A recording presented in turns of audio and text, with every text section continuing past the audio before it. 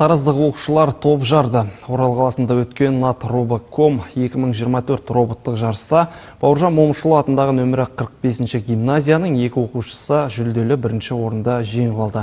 Республикалық сайыстан жүлде алған білімгерлермен әріптесіміз сұхбаттасып келді. Сюжет көріңіз.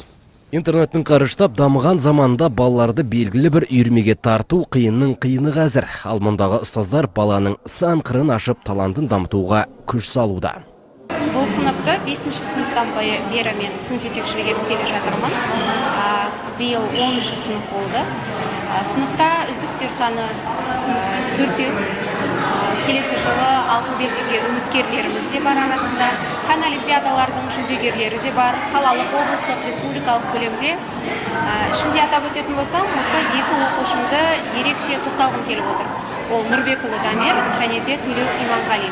Екі оқушым өткен аптада Орал қаласындағы робототехникадан асық ату сайысына қатысып, жүлделі бірінші орын иеленіп келді.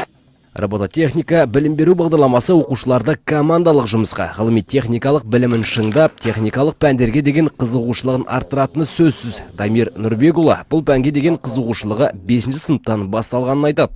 Орал қаласында республикалық жарысқа қатыстық, бірінші орын алып келдік. Жарыста шеңберде 5 асық тұрады, әр асық шығарған сайын 5 балл береді. Біздің роботымыз бұл жарыста бірінші орын алып келді. Иманғали Төлеуде робототехника қатты қызығатынын айтты. Соның арқасында құлтемірді асық атуға үйреткен. Соның жемісі республикалық жарыста бірінші орыннан көрінуі әрине. Робототехника үйірмесіне өзім 5-ші сыныптан бастап қатысамын. Өйткені өзім де кішкентай кезімде лего ойыншықтарына өте қатты қызығатын.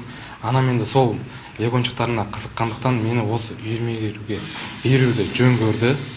Ұстаздарының сөзінше, бұл пәнге деген қызығушылық оқушылардың уақытын тиімді пайдаланып, рухани дамуына үлкен үлес қосады. Себебі бар ойға алған роботтар арқылы іске асыруына болады. Бұған әрине пән мұғалімнің тигізер септігі мол. 2019-дан бері робототехника бағыты бойынша осы үйірмені алып жүрмін. Бұл бағытқа 5 жылдан бері, 5 жылдың ішінде 5 республикалық, 2 қалааралық жетістігіміз бар. Облыс қалалық деңгейдегі оқушыларымыз бірнеше жетістіктерге жетіп жатты. Үздік оқушылар болашақта осы саланы дамытпақ ниетте. Цифрландыруға бет бұрған қазіргі заманда мамандыққа деген сұранысты артары сөзсіз. Шерхан Дәкен, Ермек Кеншімбек, Айқын ақпарат.